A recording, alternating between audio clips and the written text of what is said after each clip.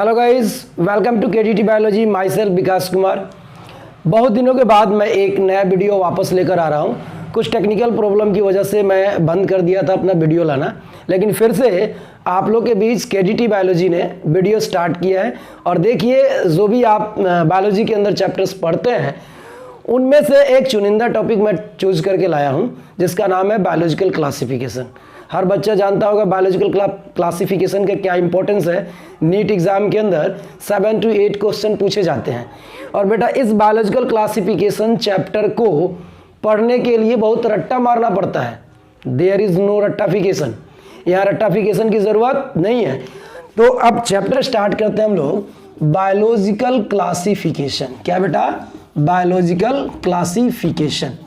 और biological classification में हम लोग क्या पढ़ने वाले हैं, जैसा कि आप मेरे वीडियो को देख के आपको पता होगा कि सर आपको क्या पहले पढ़ाने वाले हैं। सबसे पहले हम लोग स्टडी प्लान, कोई भी वर्क करते हैं उसके लिए पहले हम लोग कुछ प्लानिंग करते हैं।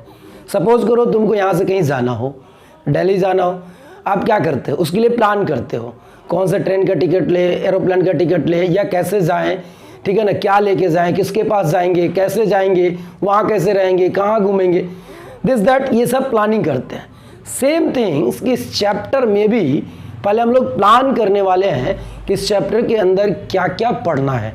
पहले प्लानिंग पता चल जाएगा, वो पॉइंट आपको नज़र आ जाएंगे कि आपको पॉइंट क्या क्या डिस्कस करने हैं। अगर वो पॉइंट आपको आ जाते हैं तो समझिए कि आप बेसिक इस टॉपिक के पढ़ लिए और आपको आसानी होगा इस टॉपिक को पढ़ने के लिए। तो सबसे पहले हम लोग स्टडी प्लान पे ध्यान देते हैं कि इसके अंदर आपको पढ़ना क्या क्या है। स्टडी प्लान, बेटा पढ़ने के लिए क्या प्लानिंग होना चाहिए। सबसे पहला टॉपिक, कहीं भी आप जाते हैं तो इंट्रोडक्शन, इस टॉपिक का इंट्रोडक्शन लेते हैं।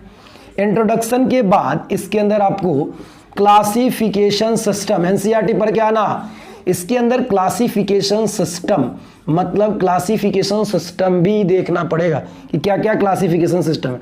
बेटा क्लासिफिकेशन सिस्टम में बहुत सारे साइंटिस्ट के बारे में पढ़ेंगे और वो साइंटिस्ट क्या क्लासिफिकेशन दिए थे वो पढ़ेंगे। जब क्लासिफिकेशन सिस्टम आप पढ़ लेंगे उसके बाद का टॉपिक उसमें आएगा सबसे इंपॉर्टेंट, जिसका नाम है 5 किंगडम क्लासिफिकेशन।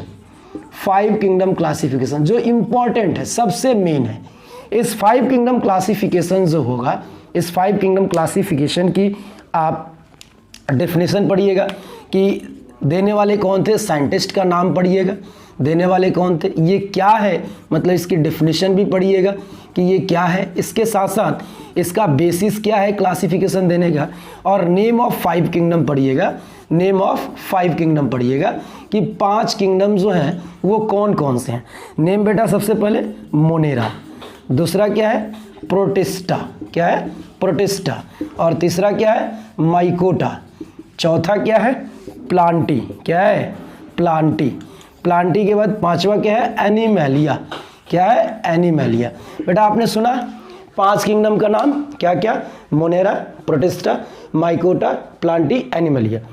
इसी के अंदर 5 किंगडम जब ये पूरा आपने पढ़ लिया तो आपको अब क्या करना होगा कि हर एक किंगडम का कैरेक्टरिस्टिक्स पढ़ना होगा। कैरेक्टरिस्टिक्स ऑफ ईच किंगडम, जितने भी आपने किंगडम पढ़ा उस सभी किंगडम के, जितने भी आपने किंगडम पढ़ा सभी का कैरेक्टर्स पढ़ेंगे, ठीक है ना। और सभी के कैरेक्टर में कहाँ तक, तो अप टू माइकोटा। बेटा इस चैप्टर में 3 ही किंगडम के बारे में डिस्कशन है, बाकी 2 टॉपिक जो है वो बहुत ही इंपॉर्टेंट है। इसीलिए एनसीईआरटी ने इन दोनों टॉपिक को अलग अलग सेपरेट चैप्टर बना दिया, ठीक है ना। और ये कैरेक्टर जब हम पढ़ लेंगे तो कैरेक्टर के बाद एक टॉपिक आपको मिलेगा जिसका नाम होगा virus, viroid, prions and lichens. तो हम लोग उस टॉपिक को भी देखेंगे, virus, viroids, prions and lichen. बेटा मैं हट जाता हूँ, एक बार स्क्रीनशॉट ले लो और आपका ये स्टडी प्लान आ गया। इस स्टडी प्लान को अपने पास रखो और इस स्टडी प्लान के हिसाब से हम लोग पढ़ाई शुरू करेंगे अपनी। तो आपने स्क्रीनशॉट ले लिया होगा और मैं अब इस स्टडी प्लान के अकॉर्डिंग इस टॉपिक को डिलीवर करने जा रहा हूँ। बी कंसंट्रेट और अच्छे से सुनिए, समझिए। आई होप कि आपको रट्टाफिकेशन नहीं करना पड़ेगा और आसानी से ये टॉपिक आपको कवर अप हो जाएगा। और एनसीईआरटी साथ में रखिए, देखते रहिए कि एनसीईआरटी कौन कौन से टॉपिक हम लोग कवर अप कर रहे हैं। तो देखिए आगे हम लोग इस प्लान पे काम करते हैं। आइए बच्चों, हम लोग स्टडी प्लान पे काम करते हैं और सबसे पहले बायोलॉजिकल क्लासिफिकेशन को समझते हैं। बायोलॉजिकल क्लासिफिकेशन क्या है? आपने पहला चैप्टर लिविंग वर्ल्ड पढ़ा था, जिसमें हम लोगों ने लिविंग के बारे में जाना था, बहुत सारे लिविंग के बारे में जाना था। तो लिविंग को जाना था, तो इतने सारे लिविंग को जाना, तो उसको याद कैसे रखा जाए? तो साइंटिस्टों का एक अटेम्प्ट आया कि भाई इतने सारे लिविंग को जानना, याद रखना मुश्किल है। तो आप जानते हो कि किसी भी चीज़ को ईजिली लर्न करना, ईजिली समझना, और उसके लिए बेस्ट मेथड क्लासिफिकेशन है। तो लिविंग ऑर्गेनिज्म को डिफरेंट ग्रुप में बांटने को बायोलॉजिकल क्लासिफिकेशन कहते हैं। The grouping of living organism into different group on the behalf of similarity and dissimilarity and also another character is called biological classification.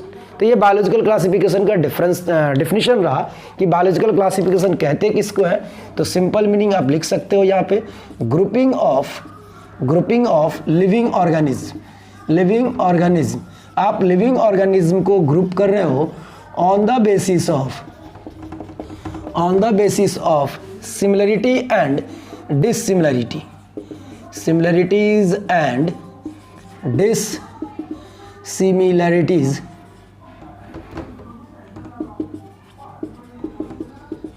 Similarity और dissimilarity के basis पर आपने बायोलॉजिकल क्लासिफिकेशन किया। इंट्रोडक्शन हुआ। अब हम लोग आते हैं कि जो साइंटिस्टों का क्लासिफिकेशन था, कौन कौन से साइंटिस्ट थे। मतलब यहाँ पे हम लोग नेम ऑफ साइंटिस्ट समझते हैं, और नेम ऑफ साइंटिस्ट के साथ साथ उन्होंने क्या क्लासिफिकेशन दिया था, उस क्लासिफिकेशन को समझते हैं। आप जैसा कि जानते होंगे, पढ़े भी होंगे कि कुछ इम्पोर्टेंट साइंटिस्ट इसमें से कौन कौन से थे। सबसे पहला इम्पोर्टेंट साइंटिस्ट थे एरिस्टोटल। बेटा मैं पूरा नहीं, उस तरह का नहीं, जो ज़रूरत की चीज़ें हैं उन पे फोकस कर रहा हूँ। एरिस्टोटल, लिनियस, ऐसे तो बहुत सारे मिलेंगे, लेकिन मैं इम्पोर्टेंट बता रहा हूँ आपको। एरिस्टोटल हो गए, लिनियस हो गए, इसके साथ साथ आपको बेंथम एंड हुकर हो गए, इसके साथ साथ आपको सबसे इम्पोर्टेंट मिलेंगे आर.एच. विटेकर। क्या मिलेंगे? आर.एच. विटेकर। ठीक है, तो आर.एच. विटेकर, ये 3 साइंटिस्ट के बारे में जानिए। फिर मैं और भी कुछ साइंटिस्ट बताते रहूँगा बीच में, लेकिन पहले इनको जानिए आप। ठीक है ना। एस.एस. वाल्ड साहब भी हैं, एग्लर साहब भी हैं, ठीक है ना, एंगलर एंड प्रेंटल साहब भी हैं, बहुत सारे लोग हैं, लेकिन जो इम्पोर्टेंट है मैं उसके बारे में डिस्कस ज़्यादा करने की कोशिश कर रहा हूँ। और यहाँ से क्वेश्चन बहुत कम पूछते हैं। आपको ज़्यादातर बेसिकल जो फोकस है वो मोनेरा किंगडम जब पढ़ाएंगे, किंगडम जब शुरुआत करेंगे उस पर हम लोग करेंगे। ये बेसिक सा बात है जो आपको समझना होगा।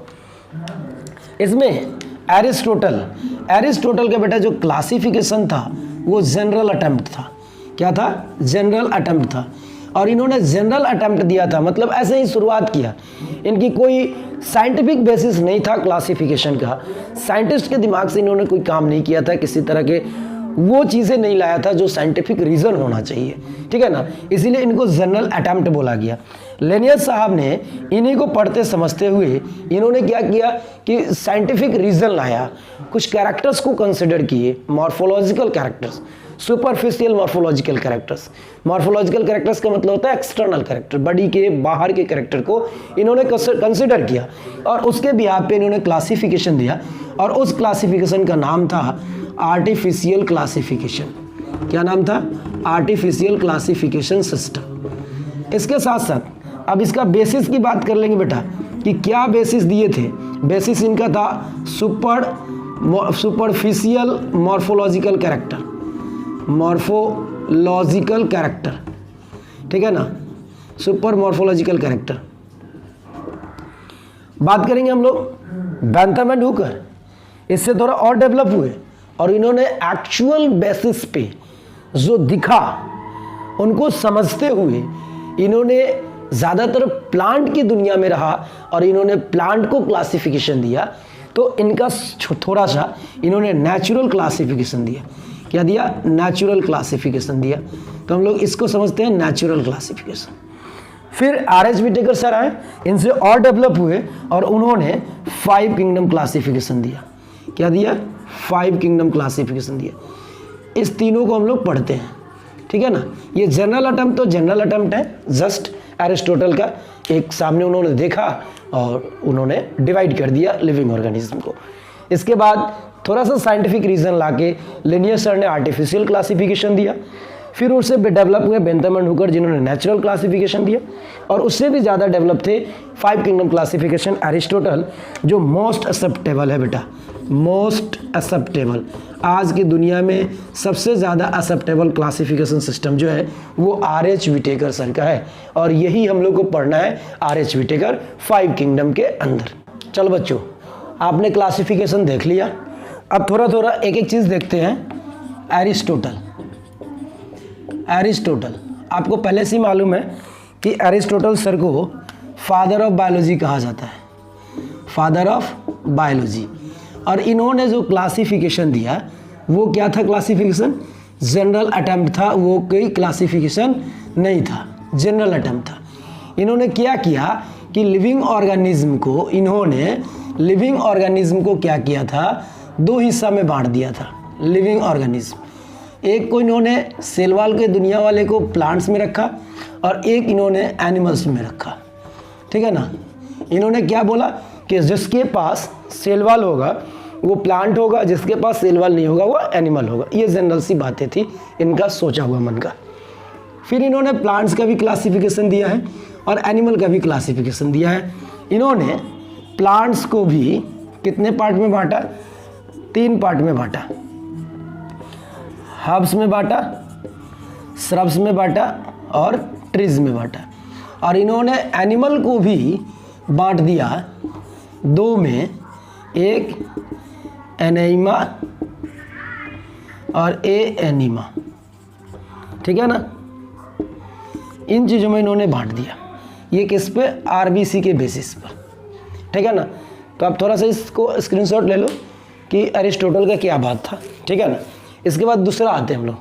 दूसरा जो है वो आप जानते हैं, जिनका नाम है लिनियस। क्या नाम है? Linnaeus, Carolus Linnaeus. इनको क्या कहा जाता है बेटा? Father of taxonomy. क्या कहा जाता है? Father of taxonomy. आपने टैक्सोनॉमी पढ़ा है, फादर ऑफ टैक्सोनॉमी, क्लासिफिकेशन के फादर, ठीक है ना। इन्होंने क्या किया कि इनका जो क्लासिफिकेशन बेसिस था, जो बेसिस था वो था superficial morphological, superficial morphological character, ठीक है। Superficial morphological character. बेटा मॉर्फोलॉजिकल कैरेक्टर मतलब क्या? External character. कौन सा कैरेक्टर? एक्सटर्नल कैरेक्टर, ठीक है ना। एक्सटर्नल कैरेक्टर का मतलब है कि बॉडी के बाहर जो कैरेक्टर दिख रहे हैं, रूट का होना, सूट का होना, लीव्स का होना, फ्लावर्स का होना। लेकिन प्लांट के केस में फ्लावर एक सेक्सुअल ऑर्गन हो जाते हैं, इसलिए ऐसा कहा जाता है कि लिनियस ने फ्लावर को भी माना था और वो सेक्सुअल कैरेक्टर होता है, इसलिए लिनियस के जो भी कैरेक्टर्स क्लासिफिकेशन थे वो आर्टिफिशियल क्लासिफिकेशन के साथ साथ सेक्सुअल क्लासिफिकेशन भी थे। बेटा ये जो मॉर्फोलॉजिकल कैरेक्टर था, ये मॉर्फोलॉजिकल कैरेक्टर क्या था? ये चेंजेबल था, ये चेंजेबल था, चेंज हो सकता था या चेंज होता भी है। आप अगर ये देखते हो कि कोई आदमी फेयर है और कोई आदमी डार्क है, तो फेयर वाले को धूप में रखो कुछ दिन, देखो उसकी जो फेयरनेस है वो डार्कनेस में चेंज हो जाएगी, मतलब स्किन कलर चेंज हो रही है। अगर आपने कलर के बेसिस पर उस पर्सन को क्लासीफाई किया होगा तो कल होकर उस पर्सन के बॉडी कलर चेंज हो गए तो वापस उसको फेयरनेस वाले ग्रुप से लाके डार्कनेस वाले ग्रुप में रखना पड़ेगा। Is it problem of this classification? Because morphological character is the sensible character, ये चेंज हो सकता है। इसके साथ साथ और आइए देखते हैं थोड़ा सा, इन्होंने जो बेसिस देखा, मेन बेसिस तो यही था, सुपरफिशियल मॉर्फोलॉजिकल कैरेक्टर। इसके साथ साथ इनका सेक्सुअल कैरेक्टर भी उन्होंने कंसीडर किया था, सेक्सुअल कैरेक्टर भी उन्होंने कंसीडर किया था फ्लावर्स को। और इसके भी यहाँ पे लिनियस के द्वारा जो दिया गया था क्लासिफिकेशन, ठीक है ना, वो गिवन क्लासिफिकेशन जो था उस क्लासिफिकेशन को क्या कहा जाता है बेटा? उस गिवन क्लासिफिकेशन को कहा जाता है आर्टिफिशियल क्लासिफिकेशन। क्या नाम है?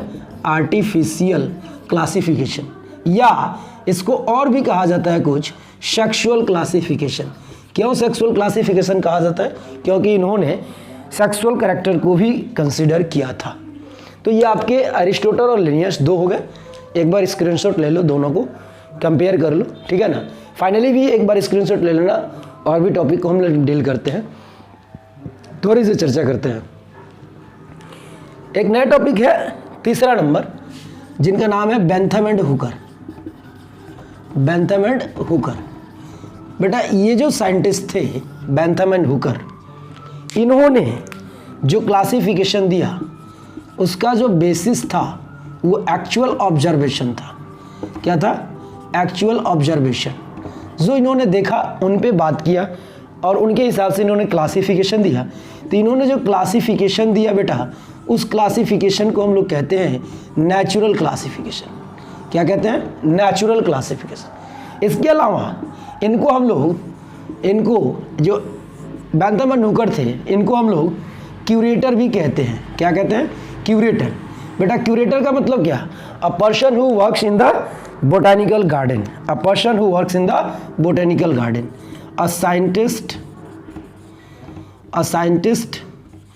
who works in botanical garden। जो बोटेनिकल गार्डन में काम करने वाले साइंटिस्ट होते हैं उनको हम लोग क्यूरेटर कहते हैं। बेंथम एंड हुकर थे क्यूरेटर। अब इन्होंने एक बुक भी लिखा, उस बुक का मैं नाम लिख देता हूँ यहाँ पे। उन्होंने एक बुक भी लिखा जिस बुक को हम लोग क्या कहते हैं? इस बुक का नाम है जेनरा प्लैंट्रम। जेनरा प्लैंट्रम। बेटा जेनरा प्लैंट्रम में आप प्लैंट्रम वर्ड को सुन के समझ सकते हो कि प्लैंट्रम जो है प्लांट से रिलेटेड है। तो बेंथम एंड हुकर ने जो बुक लिखा जेनरा प्लैंट्रम, इस बुक के अंदर प्लांट्स के ग्रुपिंग के, प्लांट्स के क्लासिफिकेशन के बारे में चर्चा हुआ है, ठीक है ना। और इन्होंने जो क्लासिफिकेशन दिया एक्चुअल बेसिस पर, बेसिकली ये प्लांट्स के बारे में ज़्यादा दिए क्योंकि इन्होंने बोटेनिकल गार्डन में काम कर रखा था और ये प्लांट्स से ज़्यादा रिलेट थे। तो इन्होंने प्लांट्स के बारे में क्लासिफिकेशन दिया था। तो अब देखते हैं हम लोग कि बेंथम एंड हुकर ने क्या क्या क्लासिफिकेशन दिया था और उनको समझते हैं।